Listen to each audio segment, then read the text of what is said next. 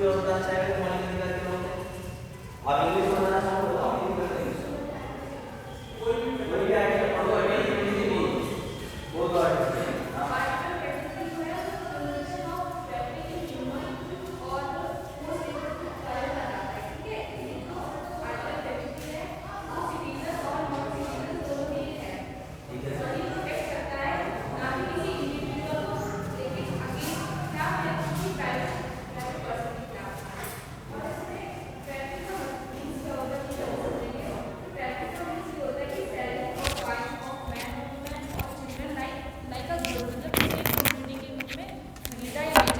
ठीक है। और immoral trafficking like trafficking of women और children specially for girls for prostitution. ठीक है। और in earlier system devadasi system was used and zamindari system was used for that. ठीक है। Article 23 clear? किसी को कोई ऑब्जेक्शन है परिभाषा पे? इसके लिए अलग अलग आर्टिकल्स में बनाए गए, एक्ट बनाए गए, जैसे कि immoral traffic prevention act 1956 immoral trafficking है और minimum wages act 1948। Good good. Bonded labour system abolition act 1976। ठीक है। Contract labour act 1970। Good good good.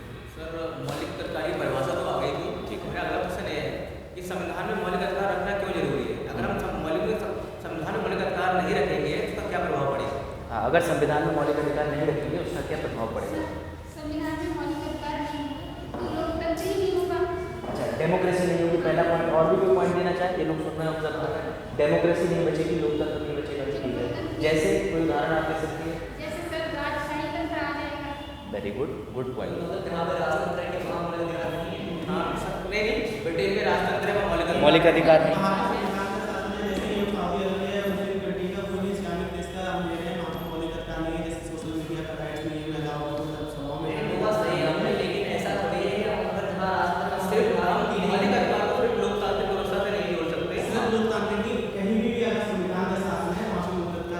देखिए, लोकतंत्र को आप ऐसे ऐसे पॉइंट में यूज कर सकते हैं कि लोग जो है, अब बैठे, डेमोक्रेसी का मतलब होता है कि to the people, by the people, for the people. अगर वो कभी भी स्टेट को कोई अधिकार हैंड ओवर कर रहे हैं तो बदले में वो स्टेट से भी चाहेंगे कि आप हमें कुछ मौलिक अधिकार दो। तो आप अपनी बात को ऐसे सिद्ध कर सकते हैं कि डेमोक्रेसी एक गारंटी देता है, वही गारंटी मौलिक अधिकार है जिससे हमारा वोट जो राज्य के प्रति जा रहा है, राज्य अपने कर्तव्यों का निर्वहन करे, कुछ गलत ना कर सके, क्योंकि पावर ट्रांसफर हो जाती है। आपका पॉइंट ठीक है। इधर से कोई और? इधर से किसी को लगता हो कि नहीं डेमोक्रेसी नहीं, जैसे फैजान का पॉइंट था कि राजशाही है और ये सारी चीज़ें। ब्रिटेन और सऊदी अरब के लिए मैं चाहूँगा कि सर वहाँ पे महिलाओं के अधिकार को छोड़ के बाकी सारे राइट्स। किसका? आपकी आवाज़ क्लियर नहीं कौशल। उत्तर कोरिया। अच्छा, नॉर्थ कोरिया। North Korea. ठीक है। लेकिन ऐसे आ जाओ, आ जाओ, अभी स्टार्ट ही हुआ है। बैठ जाओ, बैठ जाओ, आप बैठ जाओ शिवांशी। ठीक है, बैठ जाओ, बैठ जाओ। ठीक है भरत, आप उधर अभी बैठे रहिए। प्रैक्टिस के लिए कोई इधर उधर हो सकता है, कोई इशू नहीं। इधर से काउंटर करने का मौका भी मिलेगा और आप अपनी टीम की प्रिपरेशन के लूप होल भी चेक कर पाओगे। कोई उधर से इधर भी आके बैठना चाहे, अपनी टीम की प्रिपरेशन को काउंटर करना चाहे, कर सकता है। ठीक है शिवांशी, कंफर्टेबल? चलो स्टार्ट करते हैं, बैठ जाइए। चलो नाउ मोस्ट इंपॉर्टेंट पॉइंट, इधर से सीधे सीधे डेमोक्रेसी पे आया। और जैसा कि मौलिक अधिकार को कई जगह डेमोक्रेटिक राइट्स भी बोला जाता है कि लोकतांत्रिक अधिकार मिलते हैं, इनका काउंटर क्वेश्चन ये जाता है कि अगर मौलिक अधिकार नहीं हो तो क्या लोकतंत्र की व्यवस्था चलाने में दिक्कत आएगी या बेहतर चलेगी? यदि मौलिक अधिकार नहीं हो तो किसी देश के अंदर शासन प्रक्रिया बेहतर चलेगी या खराब चलेगी? नहीं, दो मेन पॉइंट है और दो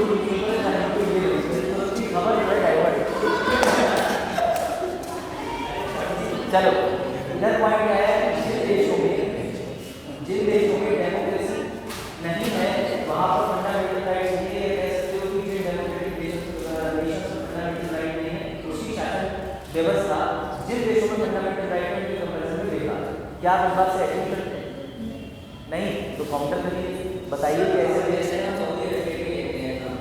ठीक है ना, तो वहाँ पे राजतंत्र है, ठीक है, लेकिन हम ये नहीं कह सकते जैसा नॉर्थ कोरिया में है वैसा ही सऊदी अरब में है। वहाँ पर लोगों के अधिकार नहीं है, लेकिन वहाँ पर अधिकार ना होने की वजह से तो परेशान भी नहीं है। अच्छा, अधिकार ना होने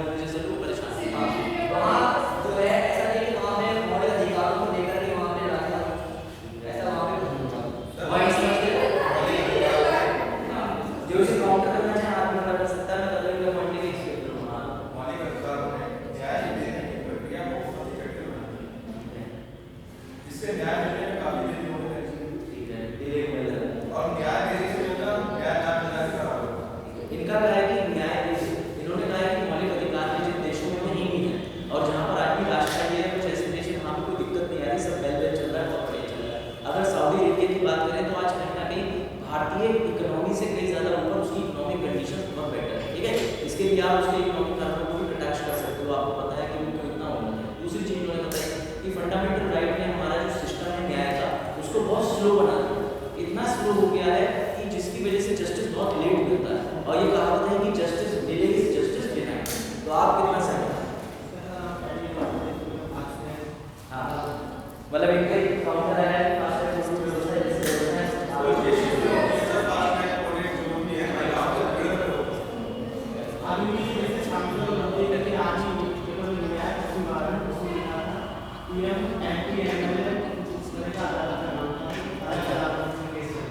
ठीक है। आप कह सकते हो कि आराम से पॉइंट सुन के, जैसे इन्होंने जो बात की आप समझ गए। अब इधर से कोई और पॉइंट ले लेते हैं आपके पॉइंट के लिए, इसमें कोई और पॉइंट आप पूछा।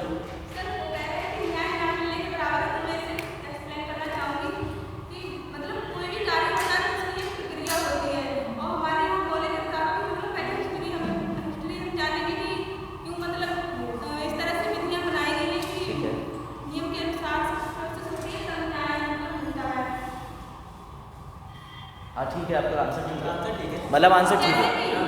जमाल को सुबह कर सकते हो। हाँ जमाल को का केस है जाके उनको ह्यूमन राइट्स से गए।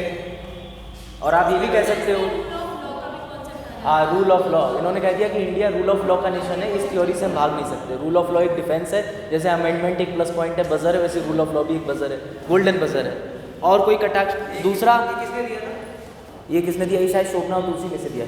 सर ये अगर लॉ नहीं होगा तो किसी भी इंसान के पास कोई भी फ्रीडम भी नहीं होगी। कोई भी फ्रीडम भी नहीं होगी। ठीक है, दूसरी चीज़, जैसे चलो आपने काउंटर करा, उसका जवाब ये देंगे, सऊदी अरेबिया इतना उन्नत है, वहाँ पर तो कोई फंडामेंटल राइट्स ये नहीं है, सब लोग वहाँ पर मोनार्ची के अंडर में बैठ जाओ बेटा, सब लोग मोनार्ची के अंडर में आराम से रह रहे हैं, कोई दिक्कत नहीं राजशाही में। तो फिर हम कैसे मान लें कि मौलिक अधिकार होंगे तभी देश जो है। दोनों तरफ से आंसर ले लेता हूँ। क्या बताया आपने?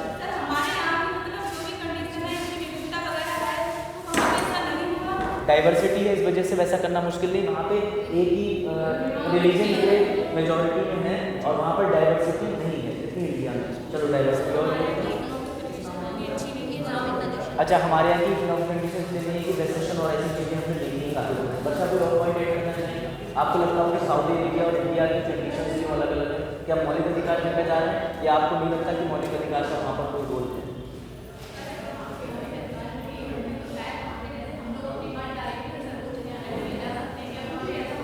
हाँ बिल्कुल सही। इन्होंने कहा कि आप ये देखिए कि हमारे यहाँ पर जुडिशरी तक जाने का सबसे उच्च जो कोर्ट है उसका द्वार खुला हुआ है, लेकिन सऊदी अरेबिया में वहाँ के रूलर ने जो बात कह दी वो लागू हो गई। यानी आप इंसाफ के लिए, सही बात के लिए लड़ भी नहीं सकते, कह भी नहीं सकते king of rule is final, ये कह सकते हो। अच्छा पॉइंट है। अब इधर से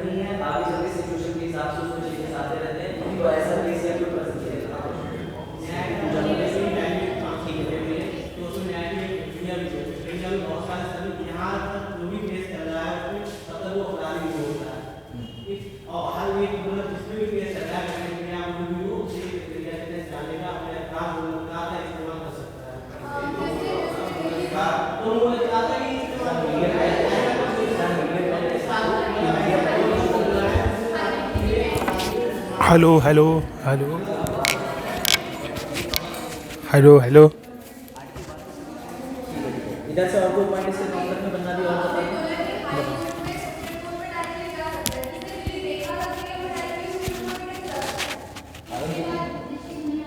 सर पीआईएल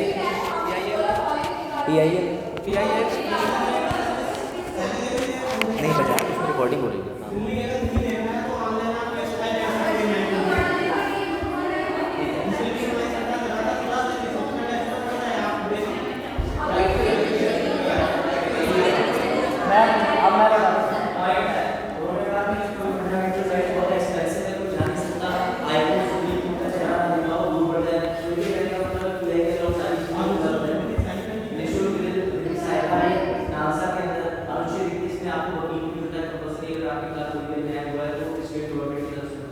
लेकिन सबसे बड़ी बात ये आती है कि आर्टिकल 21 में ये है कि जब भी स्टेट हमें आज तक कभी से मतलब डायरेक्ट रूप इस तरह का वर्णन नहीं मिलता है। मैं आर्टिकल 21 के अंदर प्रोसीजर एस्टेब्लिश बाय लॉ का सिद्धांत तो ये होता है कि दोनों पार्टी के लिए सिद्धांत है और वाले पार्टी अगर किसी पार्टी के साथ में आपने ये देखा होगा जैसे किसी व्यक्ति के साथ कोई अपराध हुआ तो चलेगा राजेश बनाम उत्तर प्रदेश राज्य, इसमें राजेश वो आरोपी होगा, उसने किसी की हत्या करी है, और जो दूसरा व्यक्ति है स्टेट का काम होता है कि जिसके साथ कोई पीड़ित है, कोई अपराध हुआ उसे हम संरक्षण दें, उसे हम बचाएंगे, इसलिए वो वकील भी देगा, कानून भी देगा, अपने नाम से केस भी चलाएगा कि स्टेट का खुद कर सकते हैं। तो ये होगी ठीक है।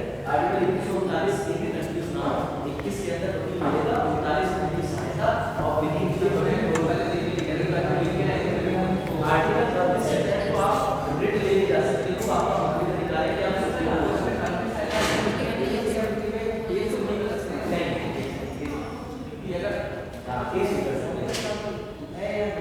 मतलब आर्टिकल 21 से तहत ये है जब तक कोई अपराध आपके साथ घटित नहीं होगा राज्य सरकार केस नहीं करेगा, तब तक राज्य सरकार का फंडामेंटल राइट नहीं आएगा प्रैक्टिस।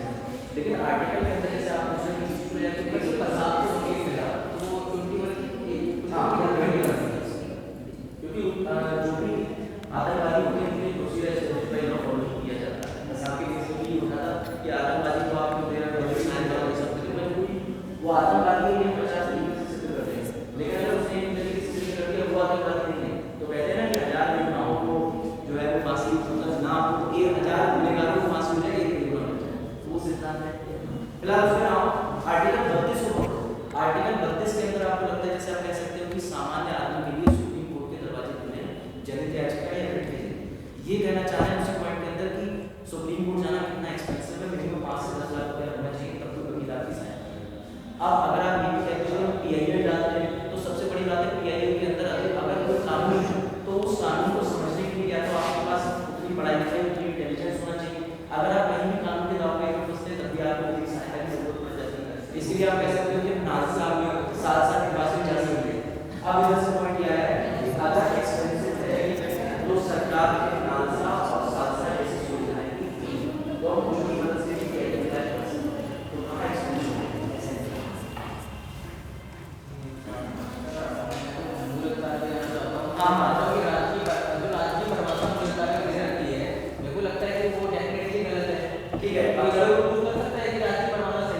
क्या आप प्रूव कर सकते हो कि स्टेट के अंदर परिभाषा दी हुई है, स्टेट के अंदर centre state legislative parliament union और अन्य निकाय स्थानीय निकाय ये सब आता है, क्या आपको लगता है ये परिभाषा अपने आप में पूर्ण है या बिल्कुल सही है? इधर ये कहना चाह रहे हैं ये परिभाषा ही गलत है, इसलिए कोई परिभाषा नहीं ऐसी है कि अपूर्ण है अपने आप में। आपकी नजर में इसमें क्या होता है? हमारी तरफ से तो मतलब सही है। ठीक है नहीं, मैं आपको सिंपल सा क्वेश्चन दे रहा हूँ कि आर्टिकल 12 में राज्य की परिभाषा दी गई है तो मेरे लिए अपूर्ण है। आप अपनी डिबेट से सिद्ध कर दीजिए कि वो अपने आप में एक पूर्ण परिभाषा है। तो आप हमें इसकी क्लॉट बता दीजिए किस तरीके से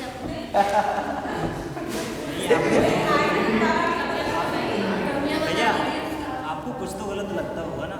हाँ अरे वाह गलत लगता है तो बताइए फिर अगर हम चेंज तो करेंगे नॉर्मली है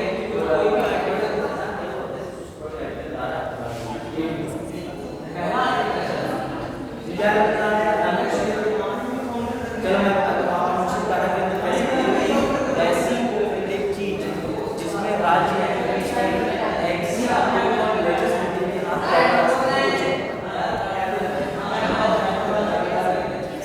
जैसे कि उसमें लिखा हुआ है कि जो चीजें गवर्नमेंट से कनेक्टेड हैं, जैसे कि जो अगर कोई व्यक्ति है वो मतलब गवर्नमेंट में है, ठीक है ना, कोई संस्था है जो गवर्नमेंट की है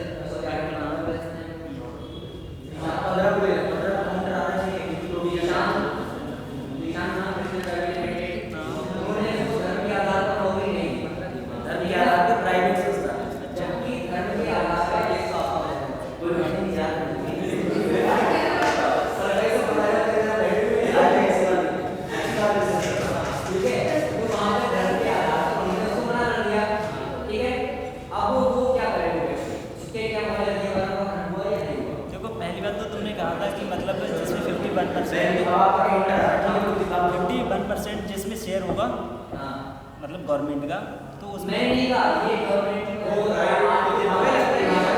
जो आपको लगता है अच्छा पॉइंट उठाया। इन्होंने कहा कि अनुच्छेद 12 की परिभाषा में अभी सिर्फ पब्लिक आता है, गवर्नमेंट आता है, प्राइवेट भी आना चाहिए। आप इस पॉइंट से कितने सहमत हो, या आपको लगता है कि प्राइवेट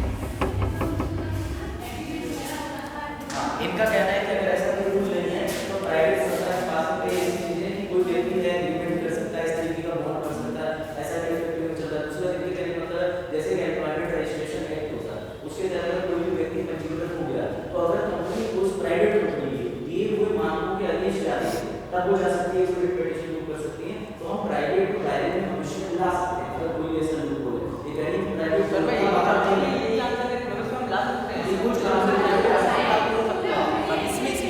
और ये कह रहे हैं कि 15 का 5 जिसमें प्राइवेट संस्थान सर ये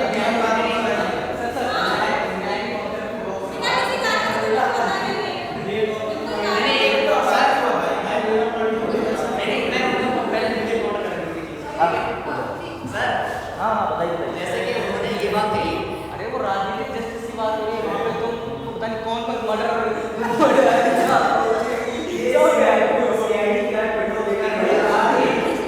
इन्होंने कहा भविष्य में हो सकता है, ठीक है ना। कोविड-19 बीते 2 साल ज्यादा हो गया, क्या भविष्य नहीं आया? क्या उन जो अभी तक एक्शन में एक्ट बने हुए थे क्या उनको सुधार नहीं होना चाहिए था? अभी तक हुआ सुधार? ठीक है लेकिन उसके खिलाफ भी आवाज कोई बात उठाई।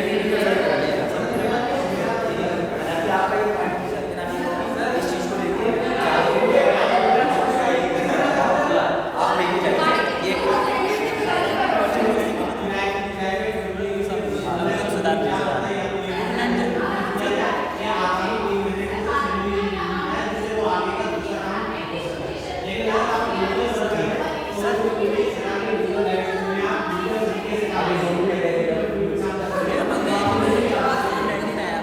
तो उसके मतलब जो दवाई की जो हमारे पास अवेलेबल नहीं है, रिसर्च चल रही है।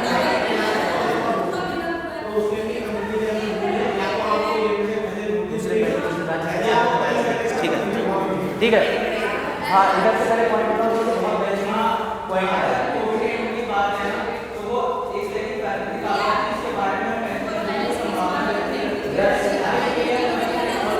आराम से आप लोग सुनिए।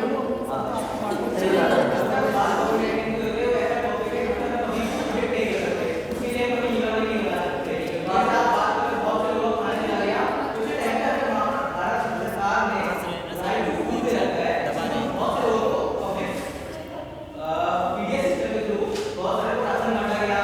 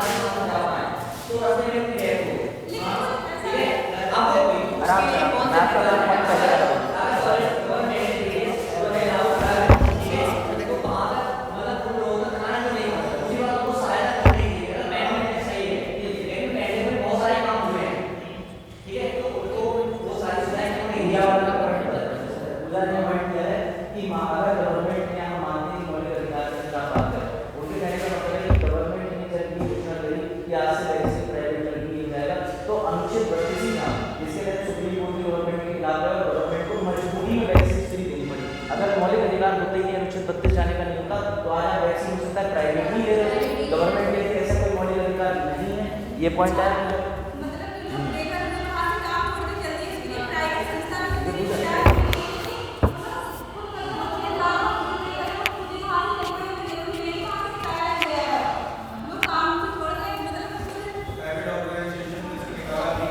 हाँ नहीं, प्राइवेट ऑर्गेनाइजेशन से निकाला है वो बात ठीक है कि देखो इनका कहने का मतलब ये है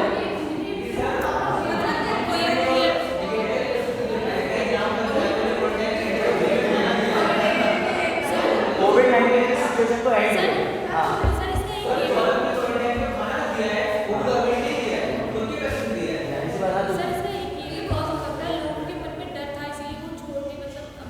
मतलब ये इसमें लोगों का फॉल्ट है, स्टेट गवर्नमेंट ने तो नहीं कहा था कि तुम भागो इधर से, हम लोग में रहना खाना पीना सकते हो, पीना नहीं मतलब रहना सही पॉइंट है।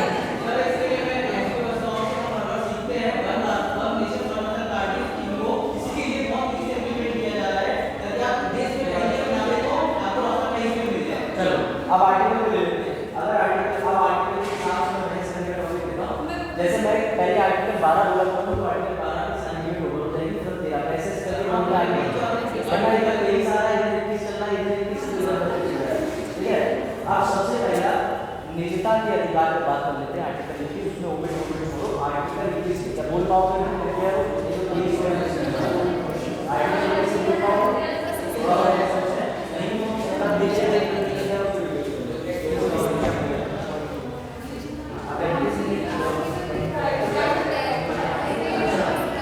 चलो निजता के अधिकार को हाईलाइट करने का मतलब ये है कि मैं कह रहा हूँ कि आर्टिकल 21 के अंदर किसी भी व्यक्ति को इनके मौलिक अधिकार पे एक कटाक्ष ये मैं रख देता हूँ कि एक तरफ ये कह रहे हैं कि आर्टिकल 21 देता है निजता यानी राइट टू प्राइवेसी, फिर आधार के मिसयूज से लोगों की प्राइवेसी, और जो इन लोगों ने पॉइंट उठाया था कि गवर्नमेंट ने डॉक्यूमेंट मांगे थे आपकी आइडेंटिटी को लेकर के, एक तरफ आप निजता की बात करते हो, एक तरफ आप शाहीन बाग में इतने लोगों ने प्रोटेस्ट करा कि हम डॉक्यूमेंट्स नहीं दिखाएंगे। क्या उससे निजता भंग हो रही है आपको लगता है, या गवर्नमेंट ने उस सिचुएशन में जो कागज मांगे वो निजता पे कोई प्रभाव नहीं डालते? क्या लगता है बताओ? इनको काउंटर करना है, आपको फेवर में बोलना है, ठीक है? हाँ हाँ आप काउंटर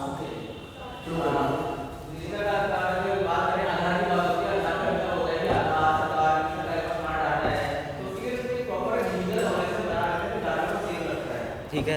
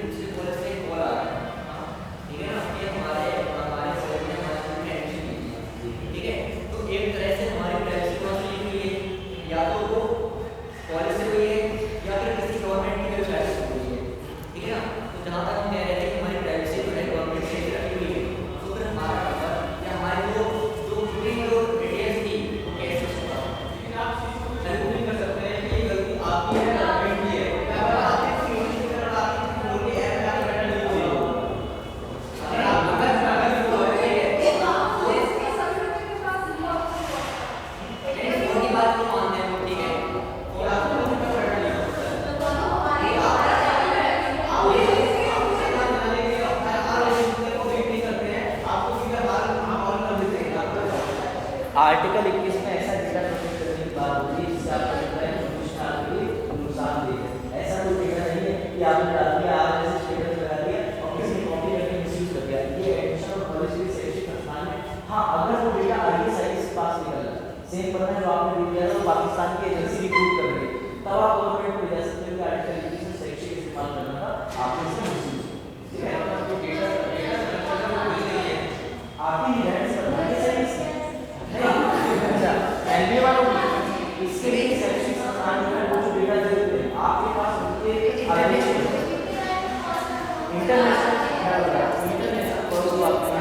वो आपके मोबाइल के डेटा की वजह से आपकी जो है वो आप अलाउ कर देते हैं।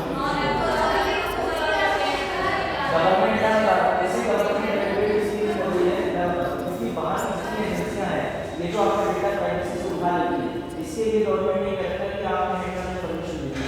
आप आज अपना डेटा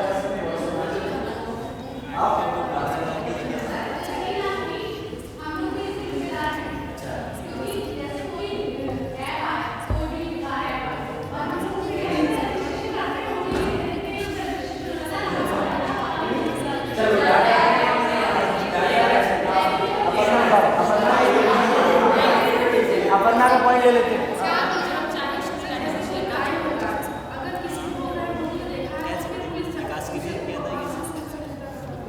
अच्छा, इनका कहने का ही दोबारा एक बार एक्सप्लेन कीजिए इसका पॉइंट।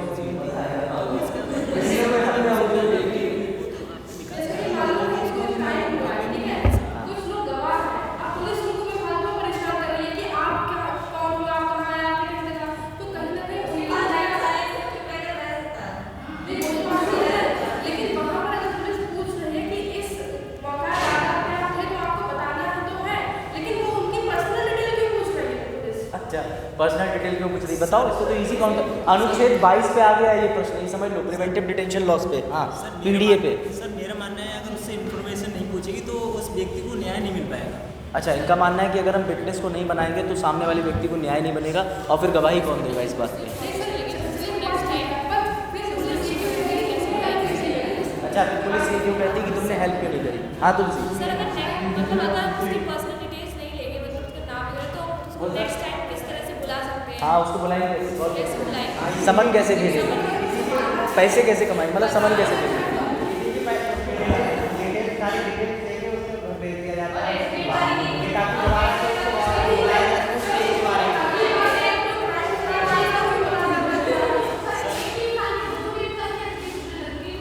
एक एक इंसान को दो, मतलब हाँ हाँ हाँ एक बोल दिया करो, लेकिन फिलहाल पॉइंट अच्छे दे रहे हो, मतलब पॉइंट अच्छे दे रहे हो, काउंटर अच्छा कर रहे हो।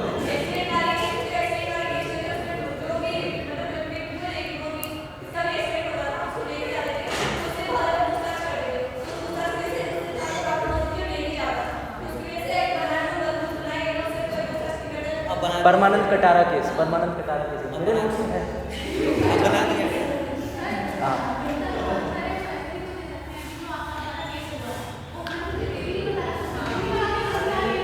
हाँ, इनका मानना है कि आप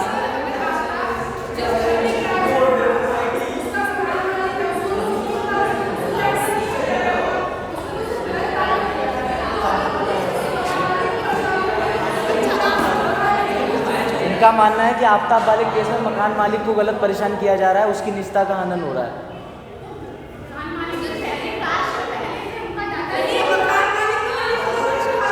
निजता को लेके बेसिक्स क्लियर करो, निजता को लेके पढ़ो, निजता को लेके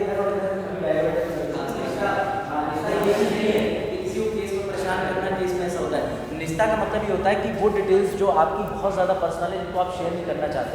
अब आपको बैंक में खाता खुलवाना है तो बैंक कैसे आपका अकाउंट खोलेगी।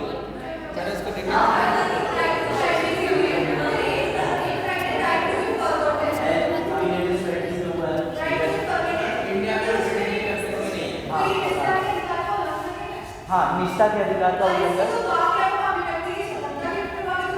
राइट टू फॉरगेटिंग अधिकार जो है वो विकास की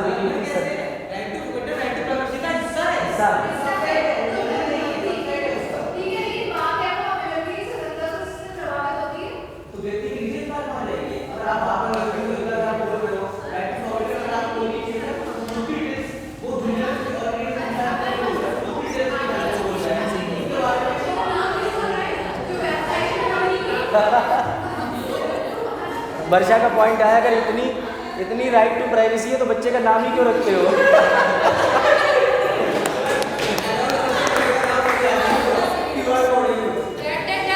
सिर पे QR कोड स्कैन करा, ओ बबलू, हम लोग मैं बंटी समझ रहे हैं। चलो ये तो मैं हाथ से इस पर बात राइट टू फॉरगेटन में क्लियर कर दे रहा हूँ। राइट टू फॉरगेटन का मतलब ये होता है कि अगर आपकी कोई इंटरनेट पे क्लियर या कहीं रिकॉर्ड में ऐसा नाम है जिसके लिए आप क्षमा मांग चुके हो, फिर भी उस अपराध के लिए आपको बार-बार पूछा जा रहा है, घसीटा जा रहा है, तो आप कह सकते हो मतलब आर्टिकल 21 के अंदर ये तो रिश्ता बचाने का अधिकार है, रिश्ता का उल्लंघन नहीं। सुनो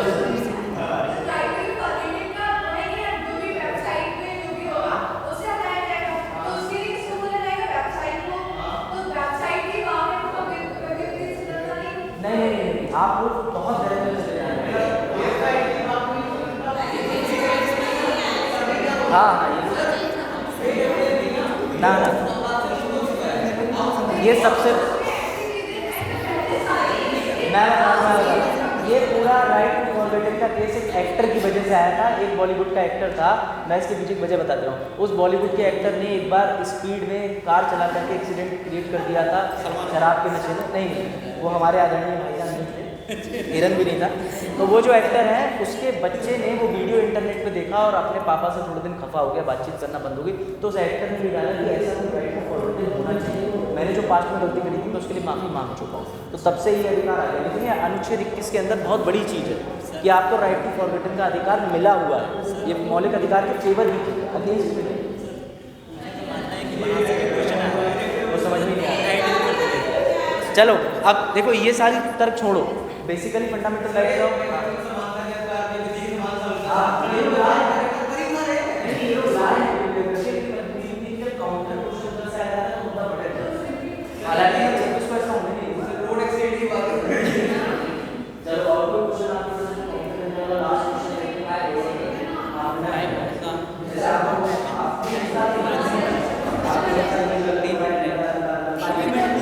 क्वेश्चन सुन लो, फिर कहो क्वेश्चन नहीं आया। हाँ, मौलिक अधिकार की खामियां, लिमिटेशंस। तो अब आपकी तरफ से जो है हाँ क्या इसे मोहल्ले की लड़ाई में परिवर्तित ना करे। मेरे पति के दरवाजा रात को नहीं होगा ना, तुम्हारा सलामी को दिखा मोहल्ले की लड़ाई में तब्दील ना करें, सिर्फ सोचें। इसीलिए तो प्रैक्टिस कराई, 26 तारीख को तो व्रत का कार्यक्रम। चलो वापस मौलिक अधिकार पे आ जाओ। कोई आप ऐसा पॉइंट लाए हो जो आपको लगता हो ये आंसर नहीं कर पाएंगे, सुन लो और हाथ रेस करना, मैं उसी खड़ा कर दूँगा। हाँ ठीक है, आर्टिकल 14 सुन लो। 361 पूछो कोई भी पूछ सकता है।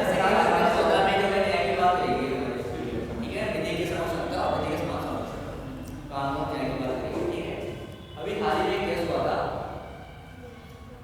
कि मतलब जैसा आपने बताया भूल गया, लेकिन उसमें ये था कि रेलवे और Hindustan zinc private limited, Hindustan zinc company, ये नाम ठीक है, तो उसने मतलब रेलवे ने और दोनों कंपनियों ने और लोगों ने मिलके कुछ लोगों की जमीन ली थी ताकि वहाँ पे रेलवे का काम हो सके। वहाँ पे पटना स्टेशन बन गया, ट्रेनें भी चल गई। ये बात है आज से 40 से 45 साल पहले की, ठीक है। आज तो उनकी जमीन भी गई, तो उनका मतलब उनको या तो उसका मुआवजा मिलना चाहिए, ठीक है, या फिर उनको उससे रिलेटेड कोई नौकरी दी जानी चाहिए। अगर ये होता तो उनको न्याय मिलना चाहिए था। लेकिन जब 40 से 45 साल हो गए, किसी की जमीन के मतलब धंधे में किसी को कुछ भी नहीं मिला, तब वहाँ पर लोगों ने जमीन दी, उन्होंने लाश कर दिया, वहाँ पे पटने वाला भी, ठीक है। पुलिस का भी कहना है कि उनका जो मकसद था वो जाम नहीं था, बल्कि अपने विद्रोह को दर्शाना था, ठीक है। तो 40 से 45 साल बीत गए, उनको न्याय क्यों नहीं मिला, उनको नौकरी या उसके बदले में मुआवजा क्यों नहीं मिला? ये आंसर हाँ और फिर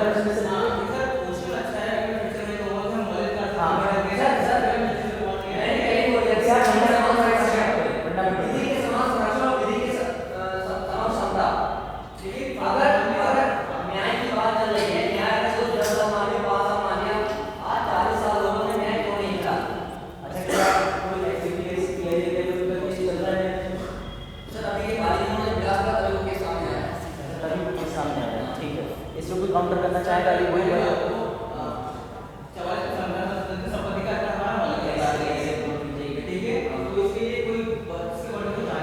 मतलब ये मौलिक अधिकार से बाहर कैसे है?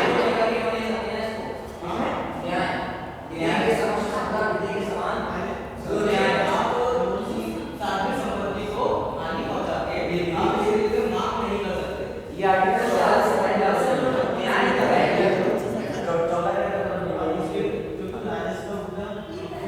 सर यहाँ पे संपत्ति का अधिकार नहीं है, वो एक इशू था। आगे बोले लाल से 45 साल में काम हुआ।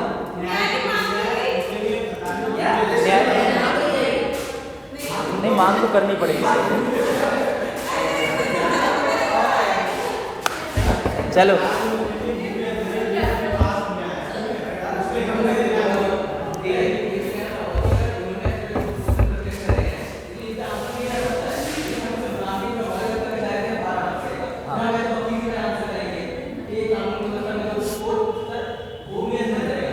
ऐसा है ना, देखो इसमें जो इक्विलिटी बिफोर लॉ से कनेक्ट करना चाह रहे हैं EDF से, वो यहाँ EDF से यहाँ पे कनेक्ट इसलिए नहीं हो पाएगा। जैसे आप ये कहना चाह रहे हैं कि मैं अधिकार मिला, इससे कानून से मतलब नहीं मिला।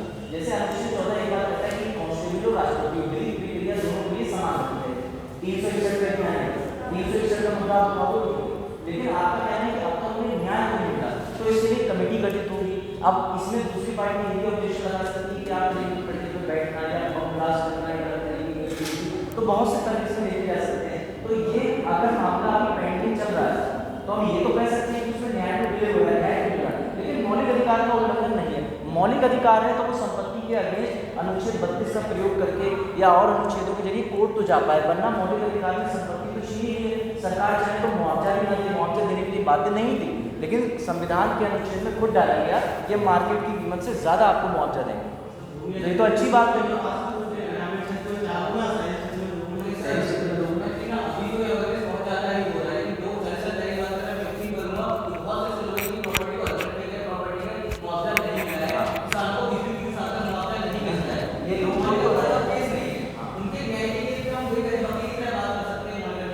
लेकिन हम लोग मौलिक अधिकार से हट रहे हैं। देखो गलतियाँ हैं, ये आपने जो काम पकड़ी बिल्कुल सही नहीं किया कि न्याय प्रक्रिया में से फास्ट ट्रैक कोर्ट यूनियन के लिए तो है, लेकिन ऐसे मैटर से फास्ट ट्रैक कोर्ट होना चाहिए। लेकिन ये मौलिक अधिकार से हमने अदालतों के बाद नहीं लगाई है, जैसे कॉल कर रहे हैं, ये कॉल किया है, हम इस पे काम कर रहे हैं क्या बेहतर नहीं है, प्रयास करना।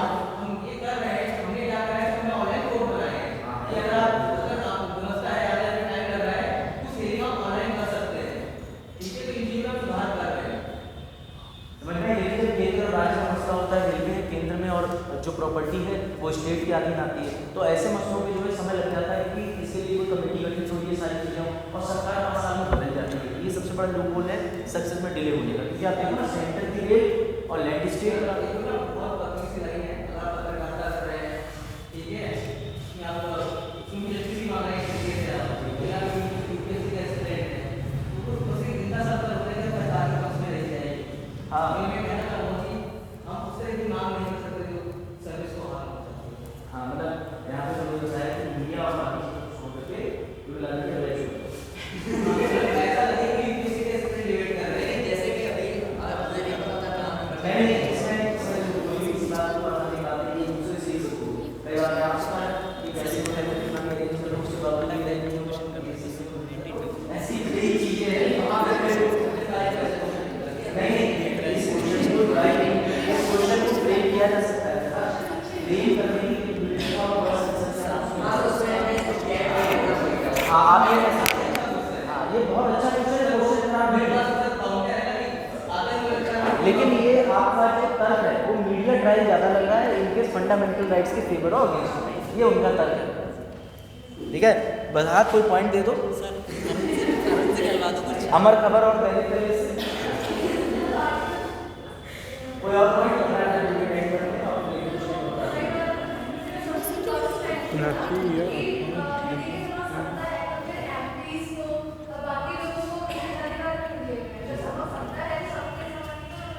इधर से बड़ा किसी और को उठाते हैं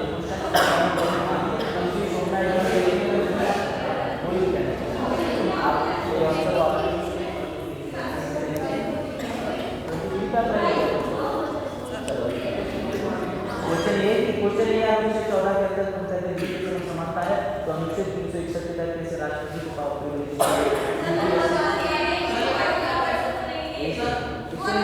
और एमपी एमएलए पद को यानी कि इनके अगर बात करो तो कोई भी उस पद पे पहुंचे दूसरे कार्य कर सकता है उसका उसका उद्देश्य अपराध करना जो कि आज के हमारा वर्तमान एमएलए कर रही है 16 अगर वो अपराध से बोलता है तो किसी का अपना काम ठीक है। और इन्होंने जस्टिफाई ये करा, अगर आप अभी सहमत नहीं हो तो आप अभी कोई कमियां बता सकते हो कि एमएलए कोई ऐसे भी हैं जिसमें उस पद पे रह के फायदा उठाया है।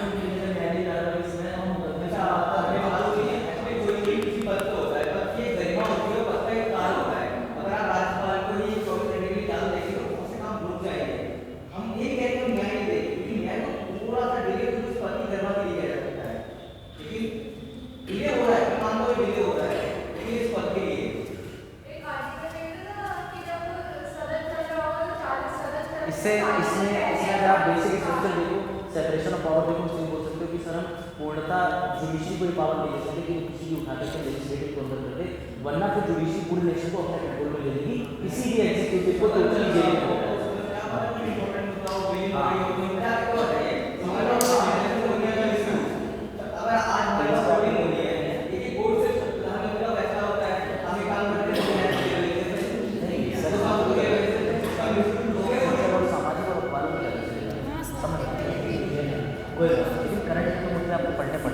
उनके सवाल तो अच्छे हैं लेकिन अभी फ्रेमिंग नहीं हुई है, बस वो हम करेंगे।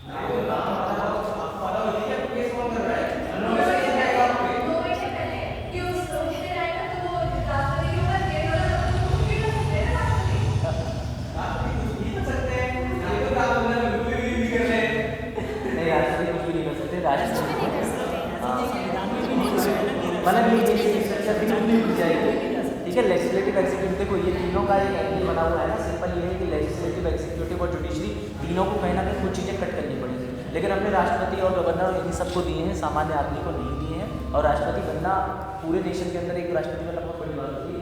आप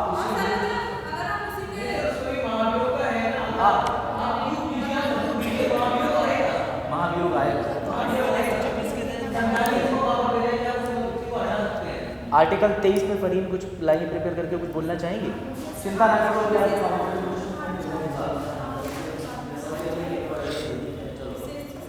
कि आर्टिकल 23 है, हम अपने इतिहास को देखें तो एंगल ऑफ एलिवेशन पे बढ़ जाएगा।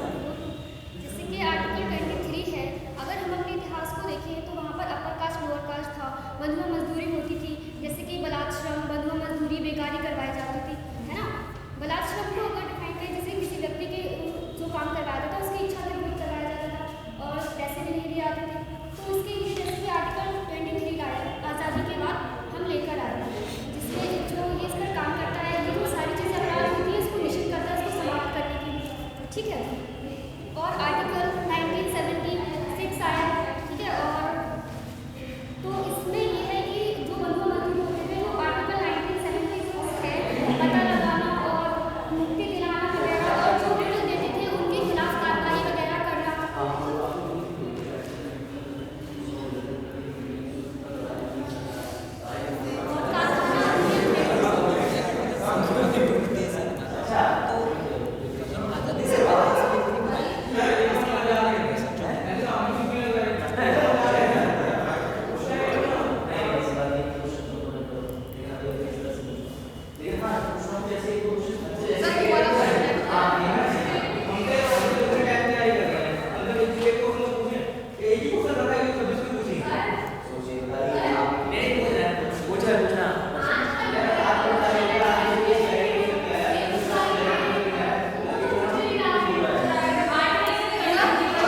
वर्षा को इधर कर दे क्या?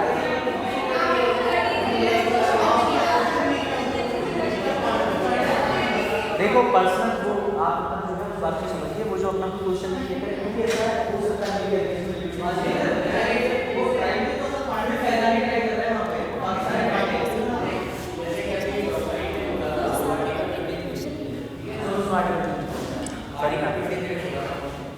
सही अच्छी बात है कि हम उस चीज़ को कोशिश कर रहे हैं, ठीक है ना। लेकिन आज भी हालात के परेशान हो गए हमारे, ठीक है। हम एक जगह ये भी कहते हैं कि जो आर्टिकल 20 बोला उसमें हमारा देवदास भी आता है, ठीक है ना। एक जगह पे हम ये भी कहते हैं कि धर्म के मामले में राज्य हस्तक्षेप नहीं करेगा, इसीलिए जो है मतलब हम मंदिरों में औरतों को जाने से रोकते हैं, ठीक है। ये आप पॉइंट ध्यान रखें कि हम मंदिरों में और मतलब हर मंदिर में नहीं, कुछ मंदिरों में, ठीक है, रोकते हैं क्योंकि वो धर्म का मामला है, इसलिए राज्य उसमें हस्तक्षेप नहीं करता है, ठीक। दूसरी जगह ये भी है कि आज भी कर्नाटक के कुछ मंदिरों में जब तक के कोई लड़की जो है नृत्य ना कर दे तब तक वहाँ ना पूजा आरंभ होगी, ना तो अंग भोग होगा, ना तो रंग भोग होगा। एक जगह हम धर्म के मामले टांग नहीं आ रहा है, लेकिन दूसरी जगह में हम देवदासी को क्यों ला रहे हैं, ठीक है ना। देवदासी पता है आज भी चल रही है कर्नाटक के कुछ मंदिरों में, वैष्णव मंदिर में चल रही है, ठीक है, शैव मंदिर में चल रही है। तो जब एक जगह पे धर्म जो है, हाँ कोई बात नहीं, हाँ बताओ फैजान। देवदासी को पता है मोस्टली मोरिया करते आती है तो वो प्रोजेक्ट करते हैं, तो आपको इस टाइप से हो तो कौन से आप नहीं ऐसे वैष्णव से आदमी में नहीं कोई तो वैष्णव मंदिर में आज भी चल रही है ना। तो अगर हम राज्य के मतलब धर्म के मामले में हस्तक्षेप नहीं करते, इसीलिए हमने जो है उसको मतलब जो है इक्वलिटी को वहाँ से दूर रखा कि हाँ कुछ लोगों का धर्म का मामला है इसलिए हम नहीं खेलेंगे। तो फिर देवदासी क्यों है?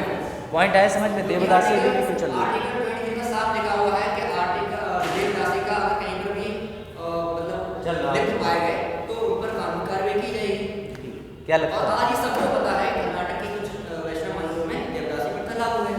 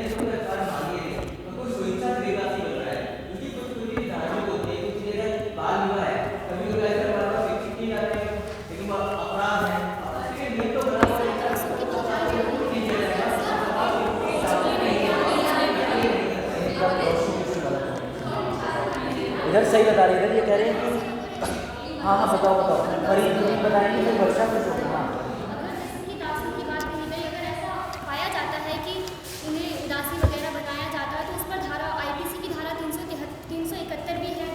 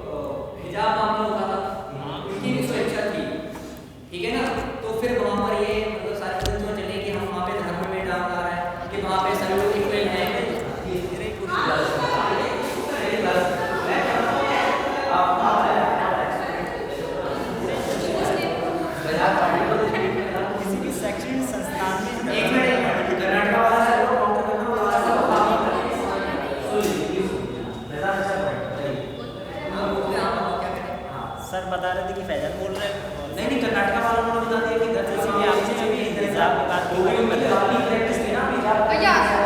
क्यों रुकवाया हिजाब को फिर? क्यों मना कर दिया कि आप हिजाब नहीं पहनो? ऐसा नहीं माना जा रहा है कि ये आपको सिर्फ देखते हैं। कौन को एक हाथ खड़ा करके वर्षा बताएंगे पहले फिर पूजा। अरे बस हाथ बैठ जाओ, तुम्हारे आंसर अंतर्राष्ट्रीय है। शिक्षा के मामले में समान समय लगता है, स्कूल में सभी लोग ड्रेस पहन के जाते हैं, तो वहाँ पे उनको ये लागू कि आपको ड्रेस पहन के आना है, ये नहीं कि आपको हिसाब के ऊपर कुछ नहीं कहा, उन्होंने अपने बात बना दिया। अब आप सारे सुनिए, फिर आप पढ़िए। इन्होंने कहा कि स्कूल एक ऐसा स्थान है जहाँ यूनिफॉर्मिटी समानता लाने के लिए जैसे कि हम लोग सिद्धांत हैं।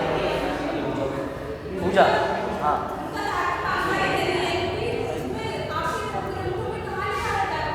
ठीक है, इधर से कोई पॉइंट धर्म ग्रंथों में लिखना है, इधर से तुलसी सोमना या पड़ोस में कोई और हो, तब तक वैशाली बोलेंगे। वैशाली बोलो सर उधर से तो कोई रिस्पॉन्स आना दो ना, एक बार वैशाली बोलो। वैशाली कोई पता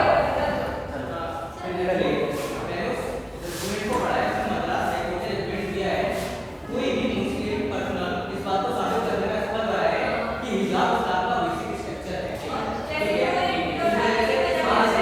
ठीक है? और इसके ऊपर बाकी सारे कोई स्पीड चीजें आया है, तभी सुप्रीम कोर्ट में गया है। सुन लो तो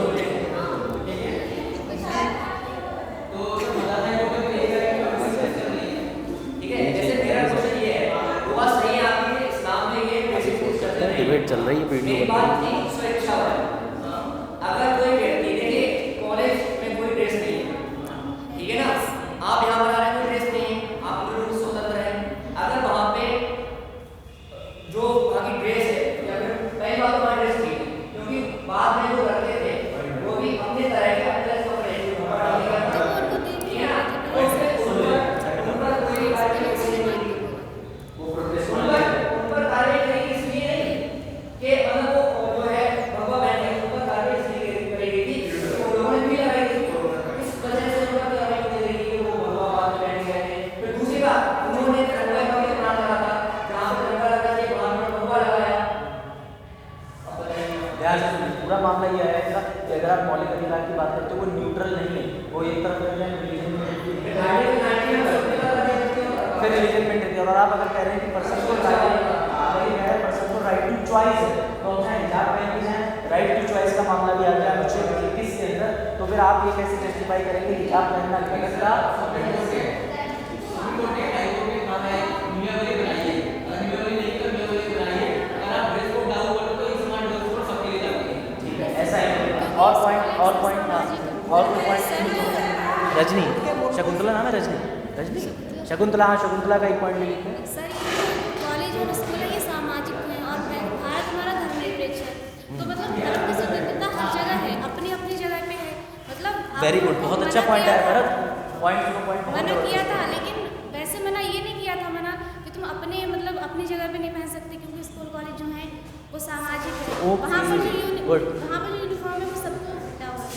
देखो इन्होंने कहा कि फंडामेंटल राइट्स जो हैं वो आप उसका उल्लंघन अगर कर भी रहे हैं तो अपने मतलब आपको याद रहना है घर के अंदर नहीं है। अगर कोई पब्लिक प्लेस है, पब्लिक गैदरिंग है, सामाजिक गैदरिंग है, तो वहाँ पे मौलिक अधिकार के दायरे में बात करें तो वहाँ पे गवर्नमेंट बैन या फिर उसको प्रशासन अपने हिसाब से बना सकता है। आप अपने प्राइवेट में हिजाब पहनिए, मना नहीं। ये चीज़ कहाँ लिखी है कि हर स्कूल की एक ड्रेस होना चाहिए? ये चीज़ पर कहाँ मेंशन है कि हर स्कूल की एक ड्रेस होना चाहिए? कॉलेज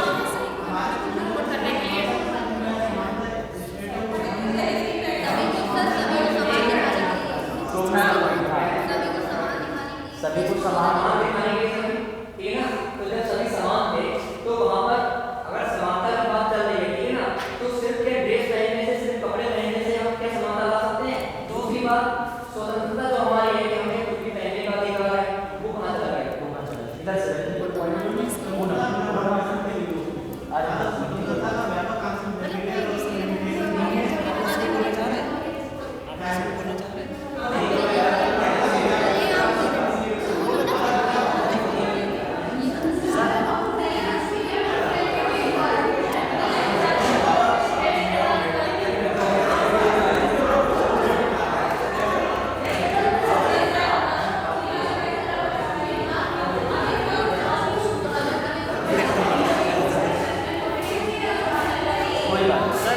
इधर से एक एक करके, आपस में डिबेट नहीं है इनसे।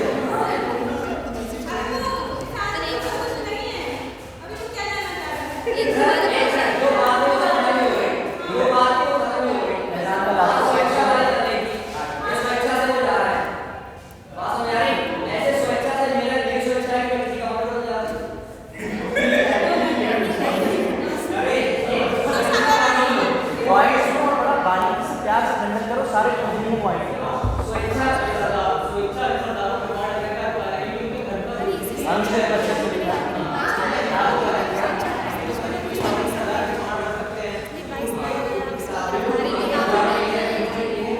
क्वेश्चन सही नहीं कर रहा है।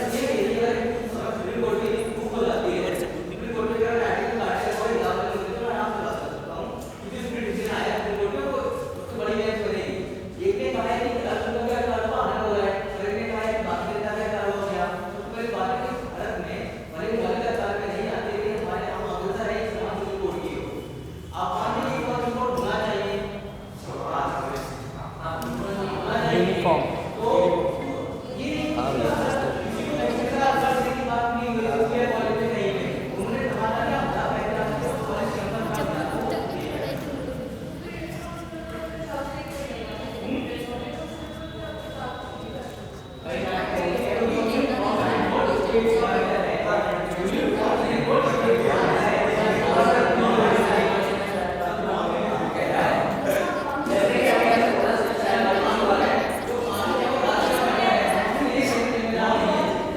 हाँ बच्चा सुन लो।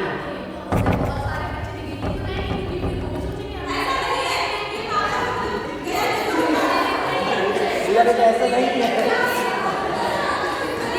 चलो पूजा, पूजा इधर काउंटर करो। हाँ बोलो पूजा, पूजा बोलो फिर वर्षा।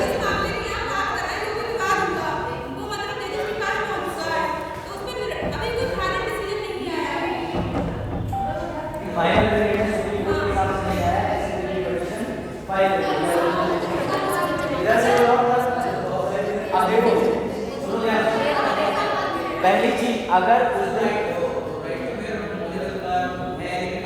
राइट, देखो राइट, फ्रीडम टू चूज और फ्रीडम ऑफ चॉइस का अधिकार आपके पास नहीं। कपड़ों की बात तो पर्टिकुलर नहीं है, लेकिन एक तरफ जो इनका पॉइंट था वो काफ़ी लॉजिकल था। जो बात सत्य है कि एक स्कूल एक ऐसी स्थल है कि आप प्राइवेट में जाके कुछ भी पहनिए या अपने वॉशरूम में भी ना पहनिए, आपकी इच्छा है, ठीक है। लेकिन अगर आप कहीं ऐसे स्थान पे जाते हैं तो जहाँ पर आपको जाकर के समानता दिखानी पड़ेगी। हाँ बेसिकली मतलब कपड़े पहनना मतलब पर्सनल चॉइस है, ठीक है। तो ऐसा किसी आर्टिकल में नहीं लिखा है कि किसी शैक्षणिक संस्थान में जाके अपने धर्म का प्रदर्शन करो। एग्जैक्टली मैं ये कहना चाह रहा हूँ कि आप इसको ये काउंटर कर सकते थे कि आप रिलीजियस, आपकी हिजाब की ड्रेस का एक पर्टिकुलर एक समय हो सकता है, एक चीज़ हो सकती है कि आप कर सकते हैं, लेकिन कॉलेज के अंदर। और फिर आपने प्रोफेसर की तरफ भी ली और भी कोई हिजाब पर्दा नशी वो जो लेडी होती है उसे हम वाइवा के दौरान कंफर्म कैसे करेंगे कौन सी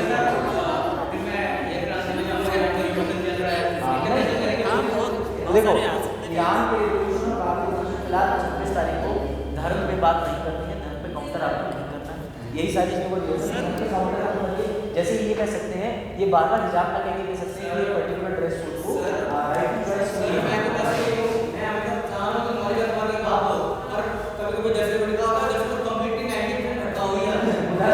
उधर से जो भटकाव आता है उसको आपकी भी भटकाव लेगा। इधर से समुद्र की होती है, इधर ठीक है। डिबेट के अंदर अब इस बात की खुशी है कि एटलीस्ट आप थोड़ा लॉजिकल हो गए, जैसा पहले दिन से बनते हो गए, तब आपको समझ में आ गया कैसे क्वेश्चन आ जाएंगे। अब जैसे कर्नाटक का देखो ऑनगोइंग प्रिंटिंग मामला है, आपने ये पढ़ा, आप इसमें आर्टिकल 21 को डिफेंड कर सकते हैं कि नहीं ऐसा नहीं है, राइट टू चॉइस आप कॉलेज में प्रैक्टिस नहीं कर सकते, सुप्रीम कोर्ट ने ये लाइन लिख दी है, इससे बाहर हम आपको कटाक्ष नहीं दे सकते। ये भी कोई चीज़ अगर ऐसे बोलना है तो वो बोलेंगे जो लॉजिकल केस से संबंधित हो या जजमेंट में आई हो। खुद के विचार में प्रकट रिलीजन पे नहीं कर सकते कि हमारे रिलीजन में ये रोक लगाई जा रही है, उस मुद्दे से मैं हटा देता हूँ।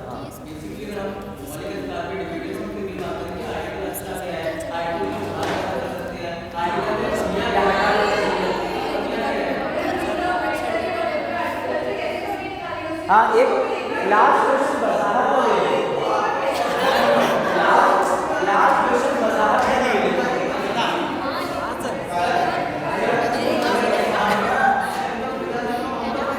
सर